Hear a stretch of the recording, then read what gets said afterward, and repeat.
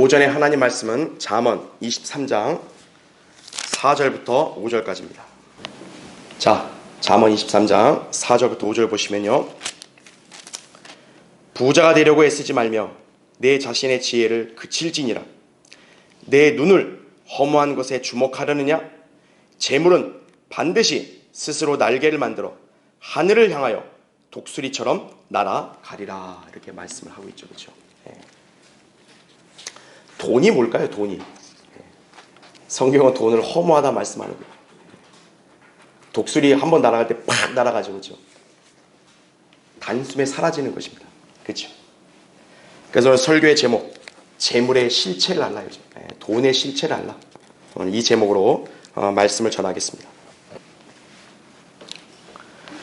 세상 사람들은 흔히 재물과 권세, 명예, 지식, 외모 등을 인생의 자랑거리로 여기면서 동경하기도 합니다.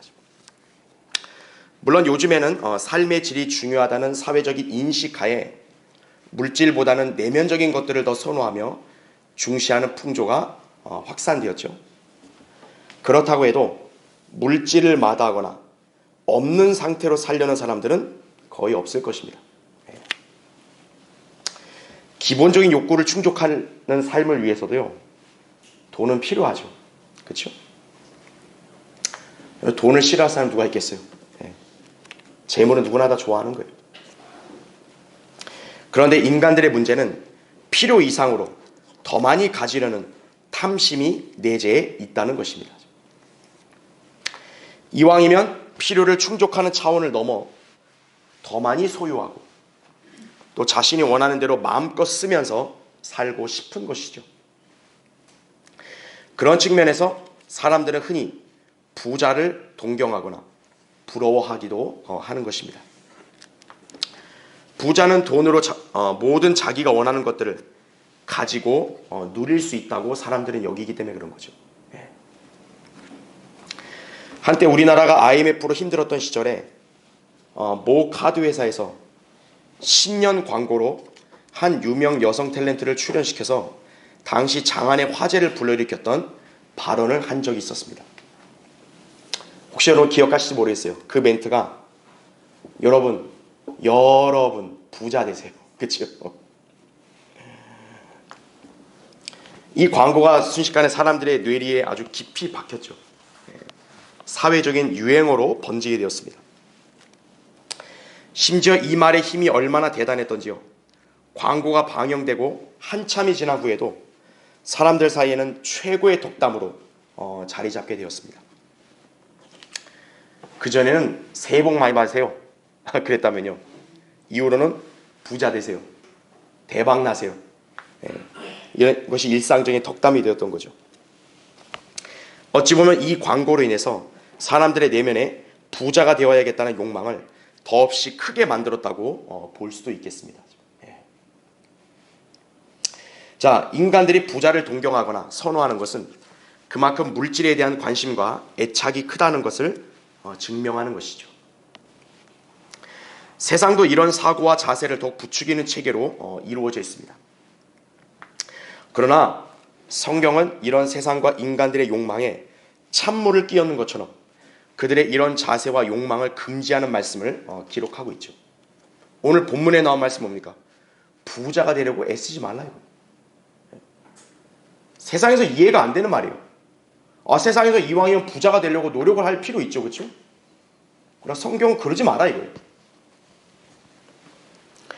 인간들은 재물이 있으면 행복을 추구할 수 있다는 신념을 가지고 열심히 돈을 모으려고 안간힘을 쓰지만 하나님께서는 그런 재물의 실체를 아시기 때문에 인간들의 재물에 대한 신념과 희망이 잘못되었음을 경고해 주시는 것입니다.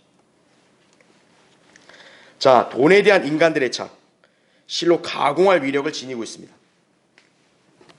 여러분, 돈 때문에 어떻습니까? 가족 간에, 곧 배우자나 부모나 자식이나 형제 간에 갈등을 조장하는 것은 물론이죠. 그렇죠? 칼부림과 법적 공방도 서슴지 않는 것이 가족끼리인데, 그렇죠? 더군다나 부잣집 어때요? 아버지가 이제 돌아가시고 나면 자식들 간에는 이제 피 튀기는 유산 전쟁이 벌어지는 거죠. 그렇죠? 돈 때문에 인간 간의 신의를 배신하죠. 사기와 속임수를 펼치고 범죄를 저지르는 것에 대해서 개의치 않기도 하죠. 오죽하면 그리스도인들이라고 하는 사람들 중에서도요, 재물을 하나님보다 더 사랑하고 신뢰하기도 하는 것이. 자, 왜 하나님께서는 자신을 섬기는 것에 가장 위협이 되는 대상으로 돈을 언급하셨겠어요? 마태복음 6장 24절에 보면, 그렇죠? 하나님을 믿는다고 하는 사람들 중에서 다수가 돈에 흔들리거나 또 돈을 추구하면서 하나님을 떠나기도 하기 때문에 그런 것이. 이것이 바로 성경에서 돈에 대해 주의할 것을 명령한 이유다라는 얘기죠. 디모데전서 6장 10절에는 돈을 사랑하는 것이 모든 악의 뿌리니 이것을 욕심내는 어떤 사람들이 믿음에서 떠나 방황하다가 많은 슬픔으로 자신들을 찔렀도다, 이렇게 말씀하고 있는 거예요. 돈 자체가 문제가 아니에요. 돈을 사랑함으로써 죄악이 시작되는 거죠. 돈은. 이런 현상이 발생하는 원인은 바로 성경의 진리를 모르고 하나님의 말씀을 멸시하기 때문에 그러는 거예요. 우리 그리스도인들은 세상 사람들이 알지 못하고 가지지 못한 영적인 안목을 우린 다 지니고 있습니다. 그렇죠? 우린 현세의 물질이 아니에요. 저 다가올 영원한 생명과 또 주님과 함께한 영광에 동참할 수 있다는 소망을 우린 다 품고 있다 이거죠. 이 가치는 세상의 어떤 부유함, 그거 감히 비교할 수가 없어요. 진리를 알고 사는 성도는 물질이 얼마나 허무하고 또 우리가 누리는 이 은혜에 비해서 정말로 보잘것없는지를 우리는 잘 알고 있다 이거죠.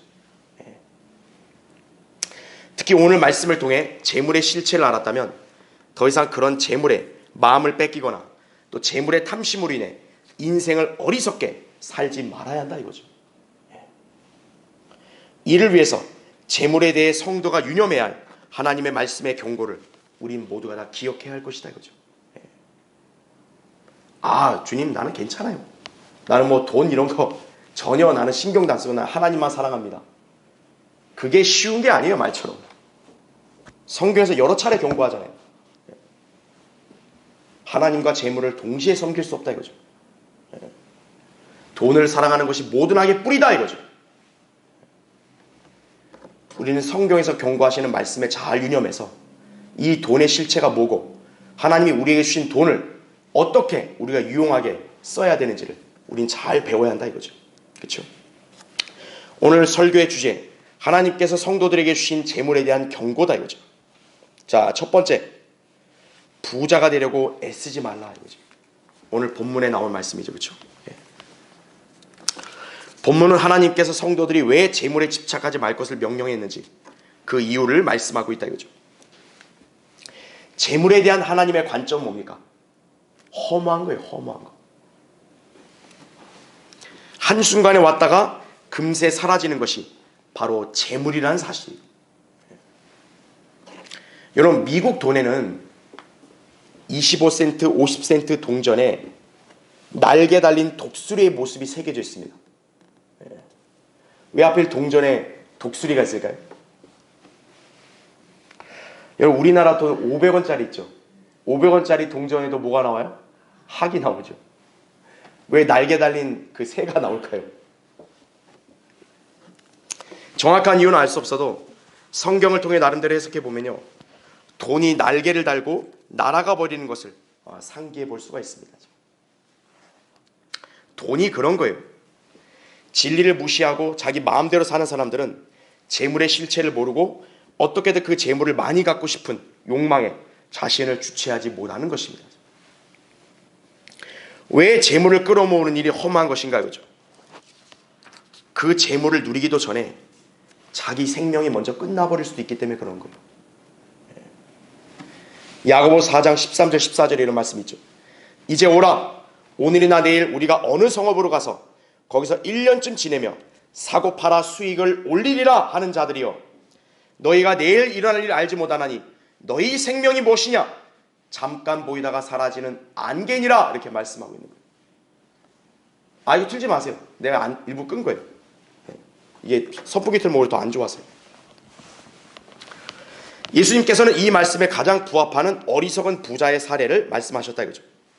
어리석은 부자가요, 더 많은 재물을 축적할 창고를 짓고 그것으로부터 쾌락과 만족을 즐기려고 하자 하나님께서는 그에게 단호히 말씀하죠. 너 어리석은 자야. 오늘 밤 내 혼을 내게서 앗아가리니 이거예요. 그러면 내가 장만한 것이 누구의 것이 되겠느냐 말씀한 거죠. 야, 돈 이만큼 모았다 이거죠. 더 모을 수 있다 이거예요. 근데 오늘 밤 하나님이 그 혼을 데려가면 어떤 거예요? 끝나는 거죠. 그동안에 그 재물 모으기 위해서 노력한 수고가 뭐가 되겠어요? 허사가 되는 거죠. 오늘날 재물에 집착하여 많이 모으고 싶어하는 죄인들이 잘 유념해야 될 진리라고요. 그리스도인도 재물의 미혹에 넘어지지 않기 위해서요, 역시 유념해야 된다 이거예요. 인간들이 그토록 동경하는 부자들은 진정으로 행복한 인생을 살고 있습니까? 돈이 많다면요, 즐겁고 행복한 인생이 될 것으로 꿈꾸는 사람들은 많은 재물이 사람의 생활을 편리하게 할지는 몰라도요, 사람의 마음을 만족시켜 주지는 못한다는 점을 간과하고 있다 이거죠. 여러분, 사람이 돈 많으면 만족할 것 같죠? 돈이 계속해서 많으면 만족할 것 같아요. 천만의 말씀이에요. 자, 그 이유들을 설명드리면요, 첫 번째, 재물은 인간들에게 만족과 감사함을 주는 것이 아니라 오히려 더 많은 재물에 눈이 멀게 한다 이거예요. 그로 인해 한시도 평안함이 없고 늘 초조함, 불안이 가득하고 어떻게든 쥐고 있는 돈을 지키려다 보면 오히려 더 많은 사람들에게 물질의 혜택을 주어야 한다 이거죠. 전도서 5장 10절 11절에 이런 말씀이 있습니다. 은을 사랑하는 자는 은으로 만족하지 못하며 풍요를 사랑하는 자는 증식으로 만족하지 못하리니 이것도 헛되도다. 재산이 늘어나면 그것들을 먹는 자들도 늘어나느니 그러므로 그 소유자들이 자기들의 눈으로 먹는 재물을 보는 것 외에 그들에게 무엇이 유익하리요 말씀하고 있죠. 여러분, 돈이 많아지면요, 사람이 혼자 그걸 다 지킬 수 있겠어요? 못 지키죠. 그럼 어떻게 해야 돼요? 그 돈을 관리할 사람을 고용을 해야 되는 거예요. 그럼 그 사람 어떻게 해야 돼요? 매겨 살려야죠. 그렇죠? 예. 오늘날 대다수의 기업과 회사들이 다 그거 아니겠어요? 그렇죠? 돈 한 사람이 다 모을 수 있겠어요? 한 사람이 못 모으죠. 여러 사람이 같이 협동을 해야 모을 수 있잖아요. 예. 그럼 결국 뭡니까? 자기가 그렇게 노력해서 벌었어도 결국 다 나눠 가져야 된다는 얘기예요. 예. 두 번째, 재물을 어떻게든 모았던 사람들은 언젠가 그 재물을 자기 자손이나 다른 이에게 물려줘야 합니다. 그런데 그 중에 대다수는 재물을 축적하는 데 기여도 하지 않았던 자들이라면요, 그럼 얼마나 억울하겠어요? 그렇죠? 우리가 주변에서 보는 게 뭐냐면, 그 부잣집의 그 망나니 아들이 평소에 아버지 거들떠 보지도 않았다가 아버지가 이제 숨 넘어가기 직전에 딱 나타나가지고 임종을 지키겠다고 그렇게 호들갑 떠는 모습, 속내가 다 보이죠, 그렇죠? 네. 전도서 2장 21절에는 어떤 사람의 수고는 지혜와 지식과 공평 안에 있으면서도 그것을 그 속에서 수고하지 않았던 사람에게 그의 몫으로 넘겨주어야 하기 때문이니 이것도 헛된 것이며 큰 악이로다 말씀합니다. 게다가 자신이 노력하여 모은 재물이 다른 사람에게 갈 수도 있는 거죠. 그렇죠? 시편 39편 6절에도 진실로 사람마다 헛된 그림자같이 걸어다니며 진실로 그들이 헛되이 분주하니 재물을 쌓아나 누가 그것을 가질지 알지 못하나이다 이거죠. 이런 사람이 돈 가지면 그게 평생 내 건 줄 알잖아요. 근데 그 나중에 누가 가질지 아무도 모른다 이거예요. 세 번째, 많은 재물을 가져도 정작 그 재물을 온전히 향유하지 못하고 그림의 떡으로만 있다면요, 얼마나 허망하겠는가 이거죠. 전도서 6장 2절에 이런 말씀이 있어요. 하나님께서 어떤 사람에게 재산과 부요와 존귀를 주셔서 그가 바라는 모든 것에 그의 혼을 위해서 아무것도 부족함이 없게 하셨도다. 그러나 하나님께서 그에게 그것을 향유할 능력을 주지 않으시므로 타인이 그것을 향유하니 이것도 헛되고 악한 병이니라, 이렇게 말씀하고 있는 거죠. 예.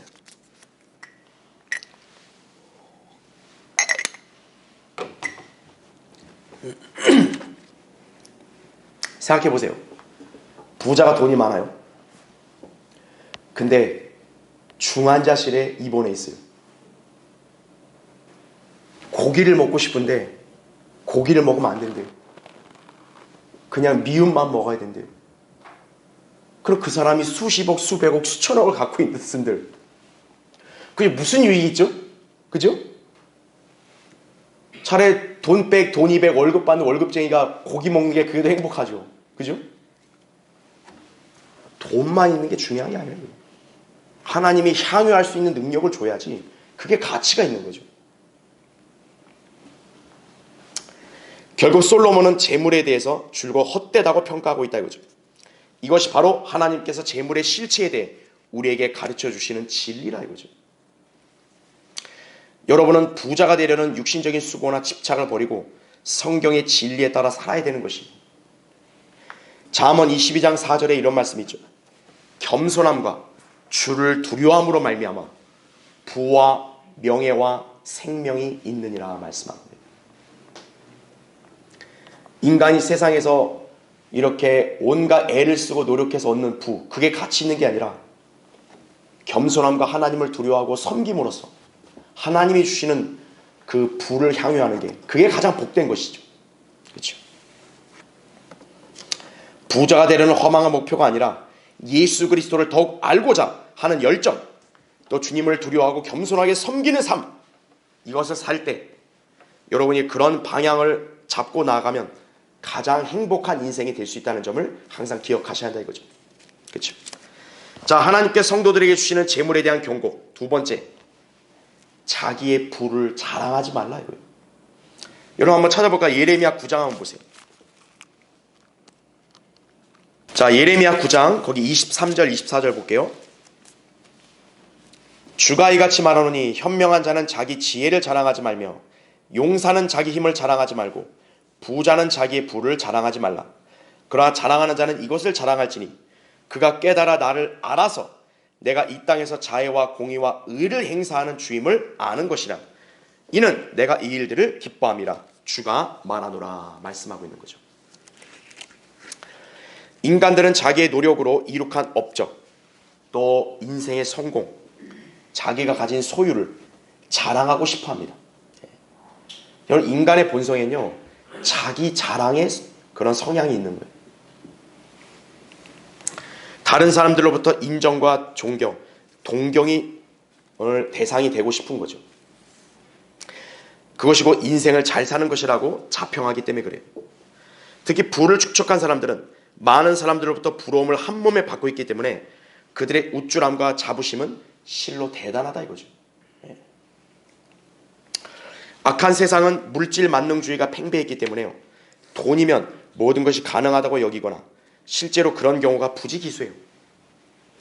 전도서 10장 19절에 이런 말씀이 있습니다. 잔치는 웃음을 위하여 있고 포도주는 즐겁게 해주나 돈은 모든 것을 해결하느니라 이거죠. 실제로 세상 이치를 보면 돈으로 이렇게 어려운 문제 해결하는 경우가 많잖아요. 그렇죠? 돈이 없어서 억울한 일을 당하거나 돈으로 인해 자신의 범죄 행위를 은폐할 수도 있는 거예요. 돈으로 법관들을 매수하거나 유능한 변호사들을 고용하거나 경찰과 검찰을 매수할 수도 있기 때문에 그런 거죠.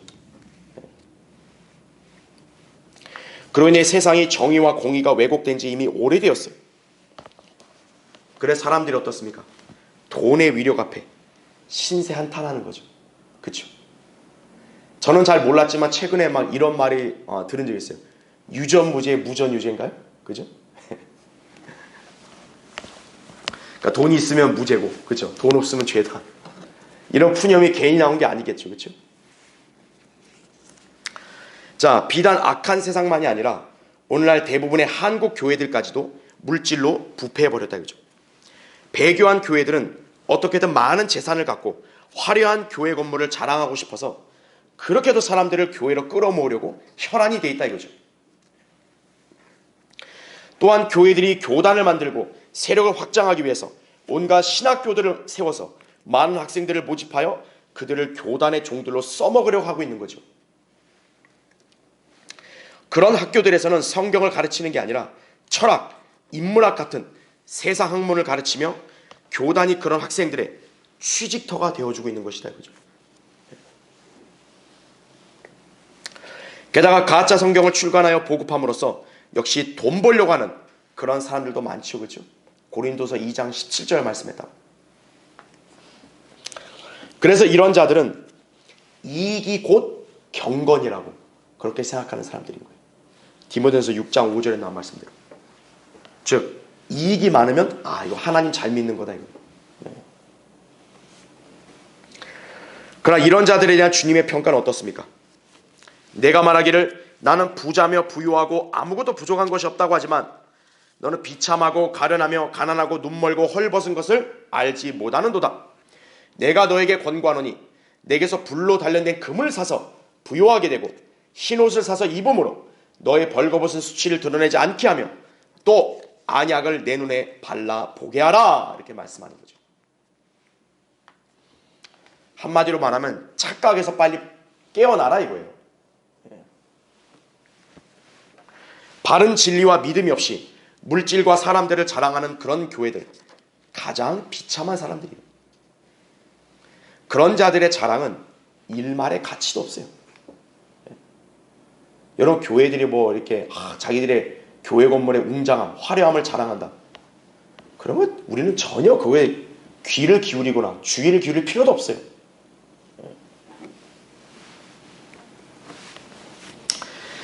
자, 지난 2017년 10월 8일에요.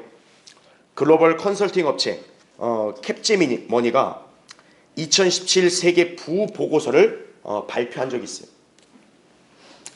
그래서 2017년 한 해에 전 세계에서 부동산을 제외한 투자 가능한 금융자산을 100만 달러 이상 보유한 소위 100만 장자의 집계를 밝혔다 이거죠. 그러니까 이건 이제 뭐 부동산, 뭐 우리 집이나 아파트 다 빼고 순수하게 금융자산으로 우리나라 돈으로 하면 지금 14억 정도 되겠죠. 그렇죠? 100만 장자 집계를 이렇게 조사했는데요. 당시 전 세계 100만 장자들이 총 1650만 명으로 이렇게 집계가 됐다고 해요. 2016년 대비해서 115만 명이 증가했다고 합니다. 지금은 더 증가했을지도 몰라요. 100만 장자가 가장 많은 나라는 단연 미국이었다 이거죠. 약 480만 명이었고요. 일본이 298만 명, 독일이 128만 명, 중국이 113만 명 이렇게 뒤를 이었고요. 한국은 인도에 이어서 20만 8천 명으로 13위였다고 합니다. 이들이 보유한 자산은 63조 5천억 달러였고요. 2025년에는 100조 달러를 넘어설 것으로 이렇게 전망을 했다 이거죠. 그러니까 전 세계에 많은 부가 이 사람들에게 쏠려 있는 거죠. 그렇죠? 자, 이만한 자산을 가진 자들 얼마나 뿌듯하겠어요. 그렇죠? 얼마나 자랑하고 싶겠어요. 그런데 이들 중에요. 과연 영혼을 알고 대비한 사람들이 얼마나 될까요? 그렇죠? 순수한 현금 자산 100만 달러가 있는데 근데 그거를 모으는 동안 자기의 영혼의 문제에 대해서 인식하고 대비한 사람이 얼마나 있을까요?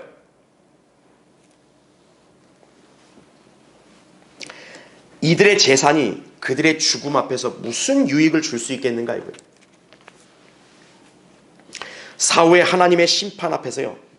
재물은 아무짝에도 쓸모없게 된다 이거죠. 잠언 11장 4절에 나온 말씀이 이거죠. 재물은 진노의 날에 유익하지 않으니 의인은 죽음에서 구해내느니라 이렇게 말씀하는 거죠. 하나님의 진노의 심판이 있는데 주님 제가 이렇게 이 돈 갖다 바칠 테니까 나 좀 용서해 주십시오. 그게 통할까요? 전혀 안 통하죠. 그 사람이 멸망의 심판으로부터 구원받을 수 있는 길은 하나님의 의이신 예수 그리스도를 소유하는 것밖에 없어요. 따라서 하나님께서는 온 세상을 얻고도 자기 생명을 잃거나 버림을 받게 되면 무슨 소용이 있느냐고 그렇게 말씀하신 것이다, 그죠? 수많은 재물을 긁어 모아서 무수하게 쌓아놓았다고 해도 그날 죽어서 지옥에 가게 되면 무슨 소용이 있겠는가 이거예요. 세상 법에서는 징역형을 대체하는 보석이란 제도가 존재하죠. 형량을 대신 벌금으로 내는 거예요. 그러나 하나님의 심판 앞에서요, 불못에 떨어질 죄인들에게는 보석이 존재하지 않아요. 하나님 앞에서 무슨 천억, 조를 바쳤다 해서 그 사람이 지옥에서 벗어날 수 있는 거 아니에요. 죽음의 문턱에 다다른 인간에게 재물은 한낱 휴지 조각에 불과할 뿐이다 이거죠. 그렇죠? 여러분, 병원에 사람이 숨 넘어갈 때 막 통장을 막 들이밀면서 제발 나 숨 좀 안 넘어가게 해달라고. 그럼 숨이 안 넘어가지는 거예요? 어림도 없죠. 그렇죠? 하나님께서 인간이 진정 자랑해야 될 것이 무엇인지 다음과 같이 말씀하셨다 이거죠. 아까 우리 읽었던 예레미야 9장 24절에 자랑한 자는 이것을 자랑할지니 그가 깨달아 나를 알아서 내가 이 땅에서 자애와 공의와 의를 행사하는 주임을 아는 것이라는 거죠. 신약에서 바울은 이 말씀을 인용하며 이렇게 말했다 이거죠. 고린도전서 1장 30절 31절에도 그러나 너희는 그분께로부터 나서 그리스도 예수 안에 있고 주께서는 하나님께로부터 나셔서 우리에게 지혜와 의와 거룩함과 구속이 되셨으니 기록된 바와 같이 자랑하는 자는 주를 자랑할지니라 말씀입니다. 이것이 성도의 진정한 자랑거리다 이거죠. 여러분은 예수 그리스도를 알고 그분을 믿어 구원받았음을 가장 소중히 여겨야 합니다. 그래서 늘 그분께서 행하신 위대한 구속사역을 기억하며 찬양하고 그분을 증거해야 한다 이거죠. 그분은 위대한 왕이시고 창조주이시며 그분께는 부귀와 권세와 영광과 지혜와 힘이 있으시다 이거죠. 계시록 5장 12절에 나온 말씀.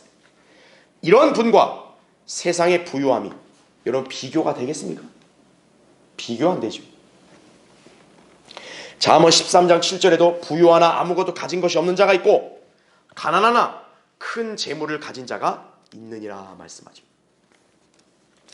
여러분이 예수 그리스도를 영접하여 그분을 모시고 있다면 하나님의 관점에서 볼 때 이 세상에서 가장 부유한 자들이 바로 여러분임을 항상 기억하셔야 하는 거예요.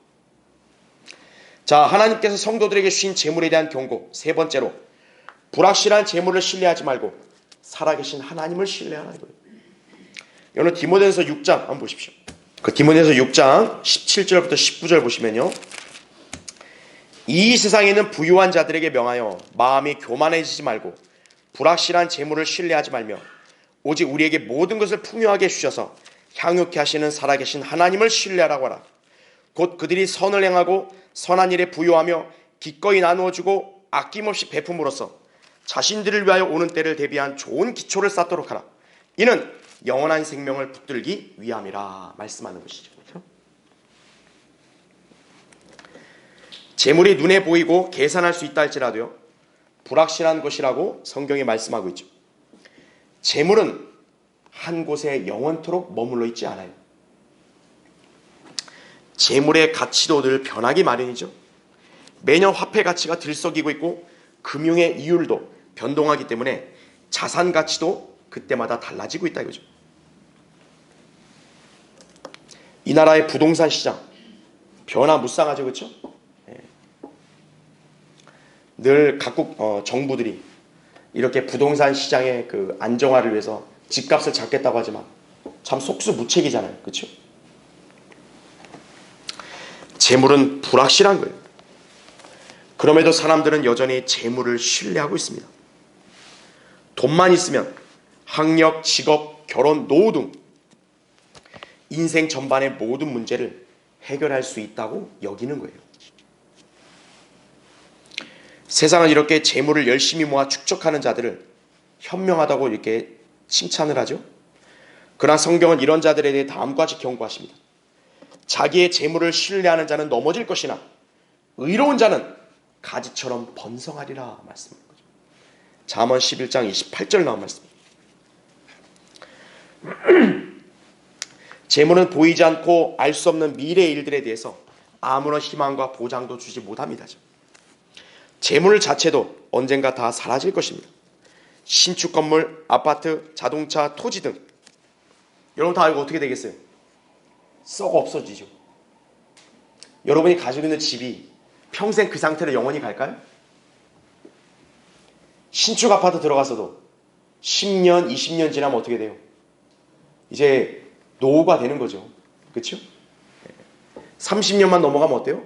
아, 이거 재건축해야 된다. 막 그렇게 얘기들이 나오잖아요. 그렇죠? 다른 부동산 자산 다 마찬가지다. 그죠? 부질없는 재물의 실체예요. 오직 불변하시는 분은 하나님뿐이시다. 야고보서 1장 17절에 나온 말씀입니다. 그분의 말씀은 진리예요.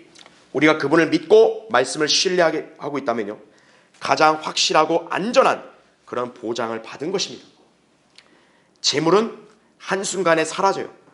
그렇죠? 그런데 하나님은 우리와 영원히 함께 하시는 거예요. 그렇죠? 이 세상의 재물은 썩어 없어질 것이지만 하나님을 믿고 섬기는 삶의 보상은 영원히 남게 되는 것이에요. 그러므로 인간이 영원한 부유함을 누리고 싶다면 성경의 하나님을 믿고 그분의 말씀대로 인생을 사는 것이 정답이다 이거죠. 예수님은 그런 사람을 뭐라고 비유해서 설명하셨냐면 하늘에다 보물을 쌓아둔 사람이다. 너희 자신을 위하여 땅에다 보물을 쌓아두지 말라. 거기는 좀과 녹이 해치며 또 거기는 도둑들이 뚫고 들어와서 도둑질하느니라. 오히려 너희 자신을 위하여 하늘에다 보물을 쌓아두라. 거기는 좀이나 녹이 해치지도 않으며 또 거기는 도둑들이 뚫고 들어오지도 못하고 도둑질도 못하느니라. 이렇게 말씀하고 있는 거죠. 마태복음 6장 19절 20절 말씀이에요. 자, 왜 수많은 인간들이 살아계신 하나님보다는 재물을 더 신뢰하려고 하는 것인가요? 성도들 중에서도 재물을 바라보거나 의지하려는 이유가 무엇인가 이거예요. 자, 일단 재물이 많아서 부유한 자들 대체로 뭐냐? 교만하다 이거죠. 그렇죠? 오늘 본문에도 이 세상에 있는 부유한 자들에게 명하여 마음이 교만해지지 말라고 그렇게 경고하고 있죠. 재물이 물질적인 세상에서 영향력을 강하게 발휘하는 것을 아니까 재물을 신봉하는 자들도 다수 존재하는 거예요. 그러다 보니 재물이 특히 많은 사람일수록 자신의 마음을 교만으로부터 지키기가 굉장히 어려운 것이다 이거죠. 아, 하나님을 내가 굳이 왜 찾냐 이거예요.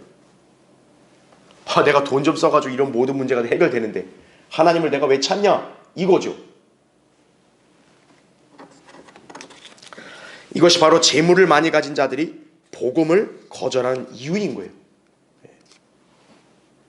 여러분, 특히나 재물에 집착하고 재물에 이렇게 마음을 뺏긴 사람들은요, 절대 예수 그리스도를 믿지 않습니다.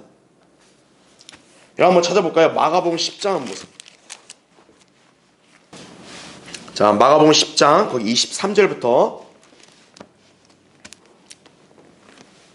읽겠습니다. 그때 예수께서 주위를 둘러보시고 제자들에게 말씀하시기를 재물을 가진 자들이 하나님의 나라에 들어가는 것이 얼마나 어려운 일인가 라고 하시니 제자들이 그의 말씀에 놀라더라.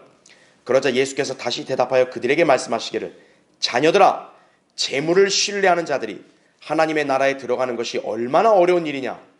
낙타가 바늘기로 들어가는 것이 부자가 하나님의 나라에 들어가는 것보다 더 쉬운 일이라고 하시니 그들이 몹시 놀라며 서로 말하기를 그러면 누가 구원을 받을 수 있는가? 라고 하더라. 또 예수께서 그들을 주시하며 말씀하시기를 사람들에게는 불가능하나 하나님께는 그렇지 아니하니라. 이는 하나님께는 모든 것이 가능함이라고 하시니라. 이렇게 말씀을 하고 있죠. 자, 제자들이 처음에 예수님 말씀에 딱 흠칫 놀라죠. 왜냐? 아니, 재물을 가지면 하나님의 나라에 못 들어가? 그럼 누가 하나님의 나라에 들어갈 수 있냐 이거예요. 예수님이 다시 말씀하죠. 재물을 신뢰하는 자들 하나님의 나라에 들어갈 수 없다 이거죠. 그러니까 재물 자체가 있으니까 구원 못 받는다가 아니에요. 부자니까 구원 못 받는다 이 말이 아니에요. 재물을 신뢰하는 자들은 구원받기 어렵다는 말씀이에요. 그리스도인도 재물의 마음을 뺏기면요, 말씀의 열매를 맺지 못하여 영적인 침체가 찾아올 수 있다 이거죠. 마태복음 13장 22절에는 가시떨기 사이에 씨가 뿌려졌다는 것은 말씀을 듣기는 하나 이 세상 염려와 재물의 미혹이 말씀을 억눌러 열매를 맺지 못하게 된 사람이라 말씀을 하고 있는 거죠. 자, 똑같이 구원받은 성도예요. 자, 똑같이 바른 성경을 들고 하나님 말씀을 읽고 또 성경적 설교를 듣고 공부하고 배워서 함께 믿음 생활을 하고 있는데, 어떠한 성도는 열매 맺는 삶이 되고 왜 어떤 성도는 열매를 맺지 못하냐 이거예요.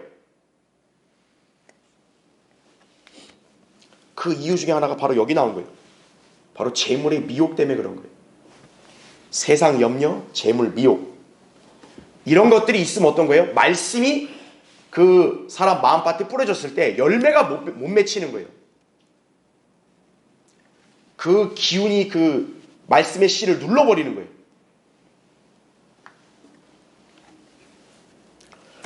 그런 사람은 영적 생활도 소홀히 하게 되는 거예요.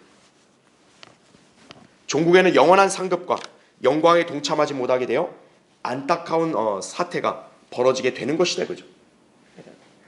따라서 그리스도인은 재물의 미혹과 속임수에 주의해야 되는 거예요. 예수님께서는 너희가 하나님과 재물을 동시에 섬길 수 없느니라 마태복음 6장 24절에 그렇게 말씀하셨죠. 하나님과 재물 둘 다 마음을 줄 수는 없어요. 재물의 물리적인 능력에 눈이 멀어서 살아계신 하나님을 믿지 않는 자들, 영원한 멸망에 떨어지게 되는 거죠. 구원받은 사람이어도 말씀을 온전히 믿고 주님을 신뢰하고 따라야 되는데 그렇지 않는다 이거예요. 그의 영혼의 삶도 보장이 없는 거예요. 하나님 앞에 갔을 때 그 사람이 뭐 영혼을 내가 투자한 게 없으니까 받을 것도 없는 거예요. 여러분의 신뢰는 어디를 향해 있습니까?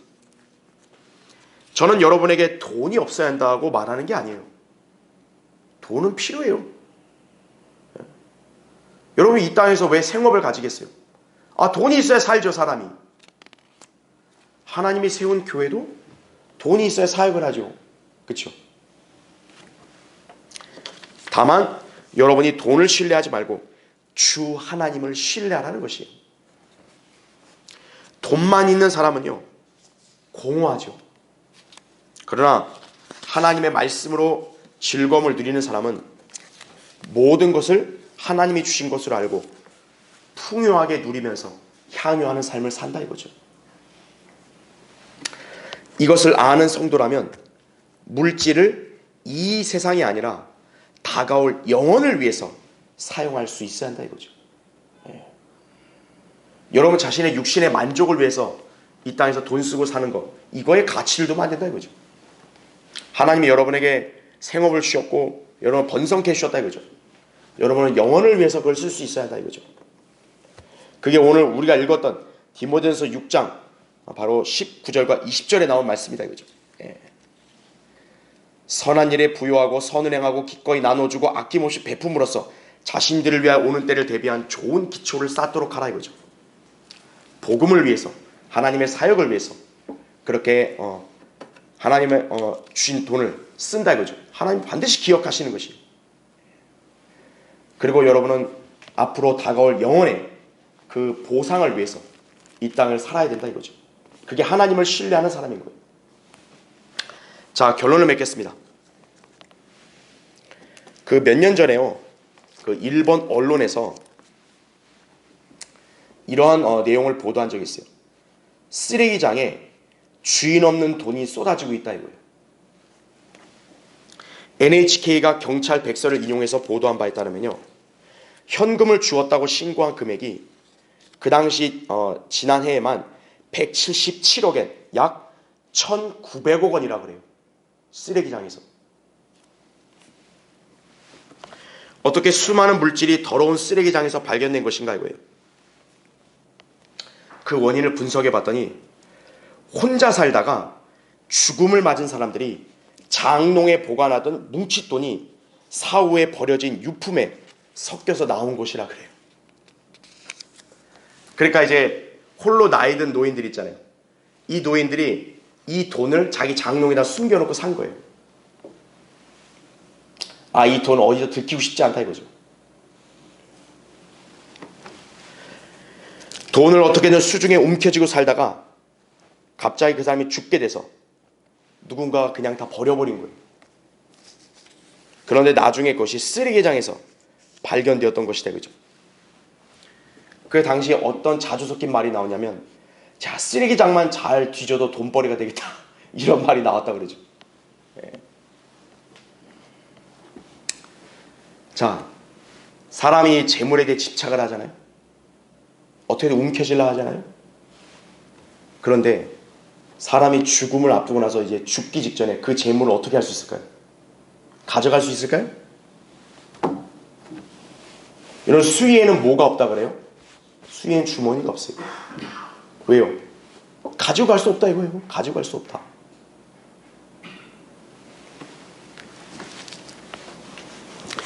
이 돈을, 뭉칫돈을 장롱에 숨겨놓고 그렇게 지내다 죽은 사람들은 이 점을 망각하는 거죠. 자, 이 많은 재물을 살아생전에 제대로 써보지도 못하고 죽은 이후에 무슨 유익이 있겠냐고요. 차라리 살아있을 때 실컷 써보지. 그죠? 이것이 재물의 실체입니다. 재물이 많다고 해서 그 사람이 인생을 잘 살았거나 행복한 인생을 사는 게 아니죠. 이 사실을 아는 사람은 오직 성경의 진리를 알고 믿는 우리 그리스도인밖에 없는 거예요. 성도는 주님께서 재물에 대해 말씀하신 경고를 유념해야 합니다. 재물은 신뢰의 대상이 아니에요. 재물은 자기의 노력과 생각대로 모을 수 있다고 해서 모으는 것도 아니고, 모았다고 해서 그 재물이 계속 내 곁에 있는 것도 아니에요. 내 수중에 있는 것도 아니에요. 그래서 허무하다고 하는 것이죠. 이런 재물이 많다고 인간이 거만을 떨고 우쭐거리는 건요, 하나님 보시기엔 정말 어리석은 거예요. 그렇죠? 여러분, 그리스도인의 삶은 부유함이 아니에요. 하나님이 주신 것에 만족하는 삶이에요. 그렇죠? 디모데전서 6장 7, 8절에 이런 말씀이 있죠.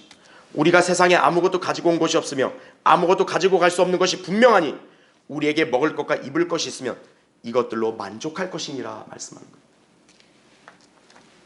성도는 이 세상에서 부유하게 되려고 애쓰는 자가 아닙니다.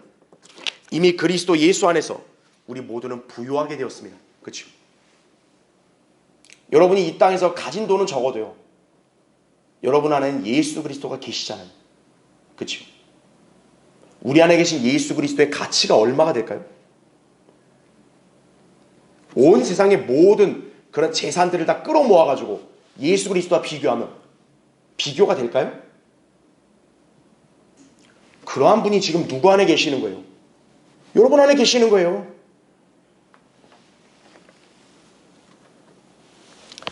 그렇다면 이제 세상에 속한 물질의 부유함이 아니라 예수 그리스도의 은혜를 마음껏 누리면서 그분만으로 감사와 만족을 표명하고 그분을 찬양하고 드높이는 삶을 우리 모두가 살아야 된다는 얘기죠. 이것이 바로 재물의 실체에 대한 진리를 알고 사는 성도의 자세임을 우리 모두가 잘 알아야겠습니다. 자, 기도하겠습니다.